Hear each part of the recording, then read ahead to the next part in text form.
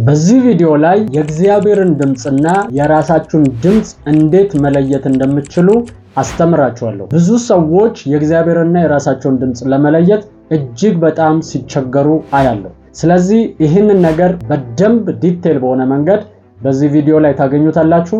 ይህ ቪዲዮ ብዙዎች ጋር እንዲደርስ ላይክ አድርጋችሁ ጀምሩ። ለወዳጅ ዘመዶቻችሁ ደግሞ ሼር ማድረጋችሁን እንዳትረሱ። የዚህ ዩቲዩብ ቤተሰብ ያልሆናችሁ ሰዎች ሰብስክራይብ በማድረግ ቤተሰብ መሆን ትችላላችሁ። ለማታውቁኝ እኔ አገልጋይ ፊልሞን እባላለሁ። ቀጥታ ወደ ትምህርቱ እናልፋለን። ከዚህ በፊት በሰራሁላችሁ ቪዲዮ ላይ የሰይጣንን ድምጽና የእግዚአብሔርን ድምጽ እንዴት መለየት እንደምንችል መጨረሻ ላይ ቪዲዮ ላይ አስቀምጥላችኋለሁ። ስለዚህ የነካችሁ በኋላ ማየት ትችላላችሁ ማለት ነው። ነገር ግን አሁን ደግሞ የማስተምራችሁ የእናንተ ድምጽና የእግዚአብሔርን ድምጽ እንዴት እንደምትለዩ ነው። በጣም የሚገርማችሁ ነገር ብዙ ጊዜ እጅግ በጣም ፈታኝ የሆነ ነገር ነው። ነገር ለምን ስትሉኝ ድሮ በብሉይ ኪዳን ዘመን የእግዚአብሔር ድምጽ ሊትራሊ እንዲህ በግልጽ ነበር የሚመጣው። ምን ማለት ነው? በሚሰማ ኦዲብል በሆነ መንገድ እንጂ ልትሳሳቱ የምትችሉበት አይነት አልነበረም። ስለዚህ በዛ ታይም ላይ ሰዎች ሲሳሳቱ ወይም ነቢያት አውቀው ፌክ ነገር ሲሰሩ ተወግረው እንዲገደሉ ነበረ ትእዛዙ። በጣም የሚገርማችሁ አሁን በአዲስ ኪዳን ግን እንደዛ አይደለም። አሁን በአዲስ ኪዳን መንፈስ ቅዱስ ውስጣችሁ አለ። ስለዚህ በውስጥ ሆኖ ሲናገራችሁ የእናንተ ይሁን የእግዚአብሔር ይሁን መለየት እጅግ በጣም ያስቸግራል። ለዛ ነው ብዙ አገልጋዮች ሲሳሳቱ ታያላችሁ። ፕሮፌሲ ላይ ትድናለህ ተብሎ ሰው ይሞታል፣ እንደዚህ ትሆናለህ ተብሎ አይሆንም። ወይም ደግሞ የመሰላቸውን ታገባለህ ምናምን ይላሉ፣ ባለ ትዳር ነው። ግን ለምንድነው እንደዚህ የሚሆነው ካላችሁኝ ኦሬዲ ድምጹ የእግዚአብሔር ይመስላችኋል፣ ግን የነሱ እንደሆነ አያውቁም። ችግሩ ግን ምን መሰላችሁ? ግራ የተጋባችሁበት ነገር ከሆነ በድፍረት መናገር አያስፈልግም። ጥንቃቄ ማድረግ አለባችሁ። የፈውስ አገልግሎትም ላይ ስታዩ ይድናል ይላሉ፣ ያ ፐርሰን ይሞታል። አንዳንድ ጊዜ ደግሞ ሰዎች የሚሳሳቱበት ምክንያት ምን መሰላችሁ? የእውቀት ቃልና ትንቢትን መናገር የሚለው ስጦታ የሚለያይ እንደሆነ አያውቁም። እግዚአብሔር የሆነ ሚስጥር ከገለጠልኝ በቃ ሊያፈርሰው ነው ሊገለበጠው ነው ብለው ስለሚያስቡ ያ ሚስጥር ስለተገለጠላቸው ብቻ እንደዚህ ይሆናል ብለው ትንቢት ይናገራሉ ማለት ነው። ነገር ግን አይደለም። በሽተኛ እንደሆነ ሰውየው ያወቅበት መንገድ ዕውቀትን የመናገር የጸጋ ስጦታ ነው። ያ ሰው እንደሚፈወስ ለመናገር ወይ የትንቢት ስጦታ ያስፈልጋል ወይ የፈውስ ስጦታ ያስፈልጋል። ካልሆነ ግን ይሄ ሚስጥር ስለተገለጠልኝ እግዚአብሔር ሊያፈርሰው ነው ብለ ያንን ዝም ብለ ትንቢት እንደመሰለ የምትናገር ከሆነ አገልግሎት ችግር ውስጥ ይገባል፣ ወይም ደግሞ የብዙ ሰዎችን ህይወት ታበላሻለ ማለት ነው። እግዚአብሔር ጋር እንዲጣሉም ልታደርጉ ትችላላችሁ። በጣም የሚገርማችሁ ነገር በጣም መጠንቀቅ የጀመርኩት በዚህ ጉዳይ ላይ መች እንደሆነ ልንገራችሁ። አንድ ልጅ ነበርና ፕሮፌሰር ያደረኩኝ ያህን ትንቢት ስነግረው እንትና የሚባል ሰው አለ እዚህ አካባቢ ያለ መከላከያ ወታደር ነው፣ አይሞትም በህይወት ይመለሳል ብዬ ስሙን ጠርቼ ነገርኩት። አዎ ያክስቴ ልጅ ነው አለ። መከላከያ ነው፣ ውጊያ ላይ ነው ያለው አለ። በጣም የሚገርማችሁ ነገር ይህንን ነግሬው በሳምንቱ ያህ ልጅ ከመንግስት ሞቷል ተብሎ ተነገራቸው መልእክት። ከዛ በኋላ ልጁ እንደዚህ አለ፣ እግዚአብሔር እንዴት ይዋሻል ብሎ ከኔ ጋር አይደለም የተጣለው ከእግዚአብሔር ጋር ነበር የተጣለው። በጣም የሚደንቃቸው ነገር ግን ከዛ በኋላ ራሱ ልጁ ደውሎ በህይወት አለው አልሞትኩም ብሎ ደወለላቸው። ያ ልጅ አሁን በህይወት ተመልሶ አዲስ አበባ እየኖረ ነው። በጣም ይገርማችኋል። ይሄንን ቴስቲሞኒውን እዚህ ጋር አስቀምጥላችኋለሁ ስክሪኑ ላይ ልጁ በቴሌግራም የላከልኝን ማለት ነው። በጣም ደነገጥኩም ደስም አለኝ። ደስ ያለኝ እግዚአብሔር የተናገረው ነገር 100% ስለተፈጸመ። የደነገጥኩ ግን ይሄ ልጅ የተጣላው ከእግዚአብሔር ጋር ነበር፣ ከኔ ጋር አልነበረም። እዚህ ጋር ጥንቃቄ ማድረግ አለባችሁ። ትንቢት ስትናገሩ ሰዎች እናንተን አይደለም ተሳሳቱ የሚሏችሁ፣ እግዚአብሔር እንዴት ያታልለኛል ብለው ከእግዚአብሔር ጋር ነው ብዙ ሰዎች የሚጣሉት። እጅግ በጣም ጥንቃቄ የሚፈልግ አገልግሎት እንደሆነ ልታስተውሉ ይገባችኋል። እዚህ ጋር አሁን ደግሞ በራሳችሁም ህይወት ላይ ደግሞ ይህንን የእግዚአብሔርን ድምጽና የራሳችሁን ድምጽ እንዴት መለየት እንደምትችሉ እጅግ በጣም ልታስተውሉና ልታውቁ ይገባችኋል። እኔ በህይወቴ ላይ ተለማመድኩትና ያንን ነገር ደግሞ አጣርቼ በትክክል የሆነውን ነገር እነግራችኋለሁ ማለት ነው። እሺ የመጀመሪያው ምንድነው ካላችሁኝ ድምጹ ከጀርባው ኃይል የለው ወይም የምታዩት ራእይ ከኋላው ፓወር አይኖረውም። እንደዚህ ከሆነ የራሳችሁ ድምጽ ነው ወይም የራሳችሁ ራእይ ነው ማለት ነው። ሌላ ሐሳብ ሲመጣ 100% ልትረሱት ትችላላችሁ። ኮምፕሊትሊ ከናንተ ይወሰዳል፣ አይመለስም ሐሳብ።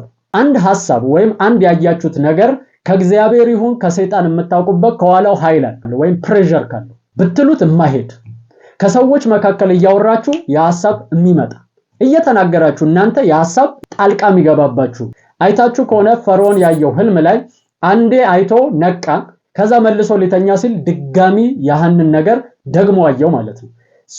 እዚህ ጋር እግዚአብሔር ሊያረግ ያን ነገር እንዳለ 100% እንደቆረጠ የሚያረጋግጥ እንደነበር ዮሴፍ ተናግሯል።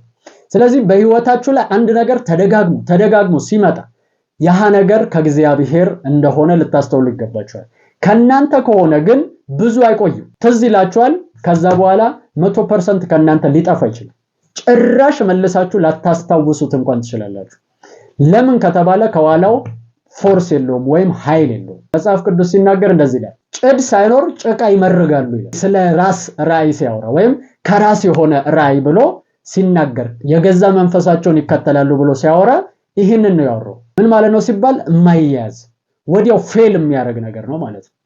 ከራሳችሁ የሆነ ነገር ከሆነ ፌል ያደርጋል ወይም ደግሞ ያያችሁት ነገር አካል አይለብስም። ለዛ ነው እግዚአብሔር እንደዚህ ያለ ነብዩ ከኔ ይሁን ከራሱ ይሁን የተናገረው የምታውቁበት አንድ መንገድ አለ። ያ መንገድ ደግሞ የተናገረው ነገር ካልተፈጸመ ያወራው ከራሱ ነው ማለት ነው። የተናገረው ነገር ግን ከተፈጸመና ከሆነ ያ ድምጽ የኔ ነው ብሎ እግዚአብሔር በዘዳግም መጽሐፍ ላይ ተናግሯል። ስለዚህ እዚህ ጋር ማስተዋል ያለባችሁ ከናንተ ከሆነ ራእዩ ያ ድምጽ ከናንተ ከሆነ አካል አይለብስም ወይም ደግሞ አይፈጸምም። ያያችሁት ነገር ከእግዚአብሔር ከሆነ ግን አካል ይለብሳል። ስለዚህ የምትሰሙትን ድምጽ ቀጥታ ሄዳችሁ በጉባኤ መካከል ሊሆን ይችላል ለሆነ ሰው ቀጥታ መናገር የለባችሁ። ለምን ሲባል ሰው በጣም እንዲሰናከል ልታደርጉ ስለምትችሉ። ስለዚህ ሄዳችሁ ቼክ ማድረግና ይህንን ነገር እያጠራችሁ ኤክስፒሪየንስ ማድረግ ይኖርባችኋል።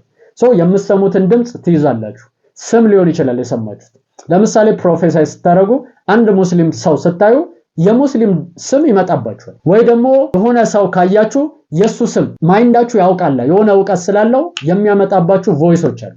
ስለዚህ ያ ነገር መጣራትና እንዴት የእግዚአብሔርን ድምጽ መለየት እንደምትችሉ መለማመድ ይኖርባችኋል። ቀጥታ ለሰውየው ሄዳችሁ አትናገሩ። ቀስ ብላችሁ ሄዳችሁ በጥበብ ጠይቁት። እኔ ማለት እንደዚህ አይነት ሰው ታውቃለህ በሉት። አንዳንድ ሰው ግን የሆነ ስም የወንድሙ ስም ነው ብሎ ሊሰማ ይችላል። ከዛ ሄዶ የወንድም ስም እንትና ነው ብሎ ይገልጠዋል ማለት ነው። ያን ጊዜ አይደለም ብሎ ልጁ ይሰናከላል። እንትና የሚባል ሰው ግን ታውቃለህ ብትለው አዎ ወንድሜ ነው ሊል ይችላል። ስለዚህ እዛ ጋር ኦኬ እቺ ድምጽ የእግዚአብሔር ነው፣ እንዴት ነው የሰማሁት? በዚህ መንገድ ነው የሰማሁት፣ ስለዚህ ልክ ነው ማለት ነው ብላችሁ ቼክ ማድረግ ይኖርባችኋል። ሰዎችን ላለማሰናከል፣ ቅዱሳን ከእግዚአብሔር ጋር እንዲጣሉ ላለማድረግ ማለት ነው። ሁለተኛው ደግሞ እኔ የማረጋው ነገር ምን መሰላችሁ? የመጣውን ድምጽ ወደ ልብ ያመጣዋለሁ። ከዛ በኋላ ያንን ነገር ልቤ ላይ መንፈስ ቅዱስ እንዲያጠራልኝ አድርጋለሁ። ደጋግሜ ወደ ልቤ መልሷለሁ ያንን ድምጽ። እዚህ ጋር አይደለም እዚህ ውስጥ ነው ደጋግሜ የማየው። ለምን እንደሆነ ታውቃላችሁ? እዚህ ጋር ብዙ አይነት ድምጾች አሉ። ኮንፊውዥን ያለው አይምሮ ላይ ነው። ልብ ውስጥ ግን አንድ ድምጽ ነው ያለው። ስለዚህ ልቤ ላይ ያንን ቮይስ ወይ የሰማሁት ስም ከሆነ ያንን ስም ልቤ ላይ ደጋግሜ እመላልሷለሁ ወይም አመጣዋለሁ። ከዚህ አወርዷለሁ ወደ ልቤ። ከዛስ በኋላ ቼክ ሳደርገው ውስጤ ላይ መጠራጠር ካለ አልናገርም። ለምን ከተባለ የእግዚአብሔር ድምጽ ጥርጥር የለበትም። የእናንተ ድምጽ ሲሆን ግን ያጠራጥራችኋል። የእግዚአብሔር ድምጽ ከሆነ ግን በውስጣችሁ ላይ ማረጋገጫ ይሰጣችኋል።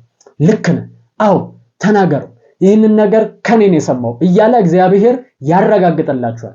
ካልሆነ ግን እዚህ ጋር አምጥታችሁ ቼክ ስታረጉት እጅግ በጣም ግራ የተጋባና ተው አታውሩ አትናገሩ የሚል ቮይስ ከሰማችሁ ወይ አታደርገው የሚል ቮይስ ከሰማችሁ ይሄ ድምጽ የእግዚአብሔር ድምጽ አይደለም፣ የእናንተ ድምጽ ነው ማለት ነው። ከዚህ በፊት ደጋግሜ ነግራችኋለሁ።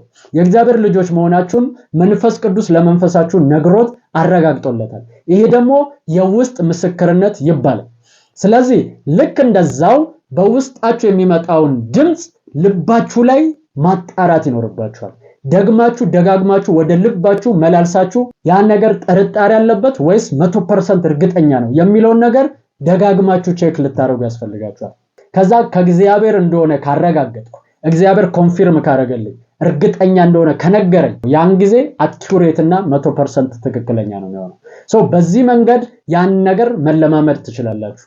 ሶስተኛው ደግሞ ምንድነው ካላችሁኝ እጅግ በጣም መጠንቀቅ ያለባችሁ ነገር አይምሮአችሁ ባዶ ሊሆን ይገባል። የእናንተ ቅድሚያ ሐሳብ እንዳይመጣ ማወቅ አለባችሁ። ወይም ደግሞ አይምሮአችሁ ጸጥ ሊል ይገባል። ጸጥ ማለት አለበት። መጽሐፍ ቅዱስ ሲናገር እረፉ እኔም አምላክ እንደሆንኩ እወቁ ይላል። አንዳንድ ጊዜ እርፍ ስትል ነው እግዚአብሔር ማኒፌስት የሚያደርገው። አይምሮህ ኮንፊውዝድ ስለሚያደርግ አይምሮህን ጸጥ ባለበት ሞመንት ላይ ያንን ድምጽ እንደሰማ ልታስተውል ይገባል። ካልሆነ ግን ያንተ ቮይስ ያንተ ድምጽ እጅግ በጣም ሊረብሽና ብዙ መንገዶችን እንድትሳሳት ሊያረግ ይችላል ማለት ነው። ለምንድን ነው እንደዚህ የምትለን ካላችሁኝ ቀደም እንዳልኳችሁ ነው። ብሉይ ኪዳን ላይ ኦዲብል ቮይስ ነው የሚሰሙት። እነ ሙሴ ግልጽ የሆነ ነገር ይሰማሉ ማለት ሊጠራጠሩበት በማይችሉበት ሁኔታ በቃ ይሄ እግዚአብሔር ነው፣ ይሄንን ያወራው እግዚአብሔር ነው 100% እርግጠኛ ናችሁ።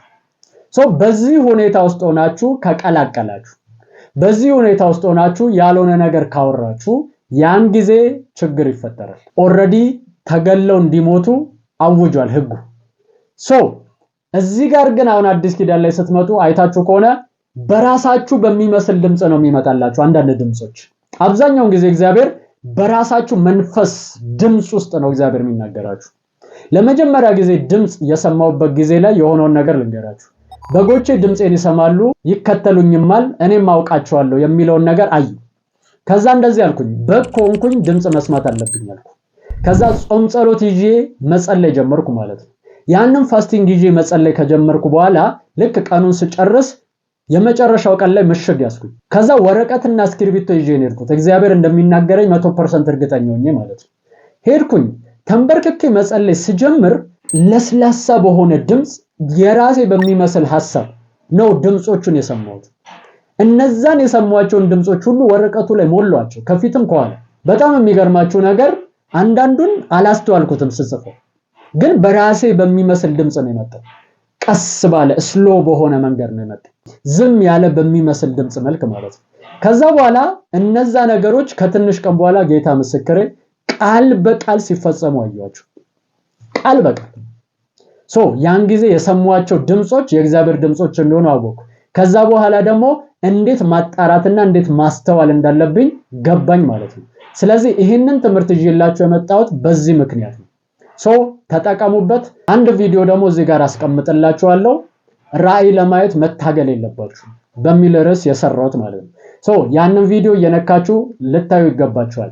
እንዴት መጠንቀቅ እንዳለባችሁ ራእይ ለማየት፣ ራእይ ስታዩ እንዴት መጠንቀቅ እንዳለባችሁ በግልጽ አስተምሬያለሁ።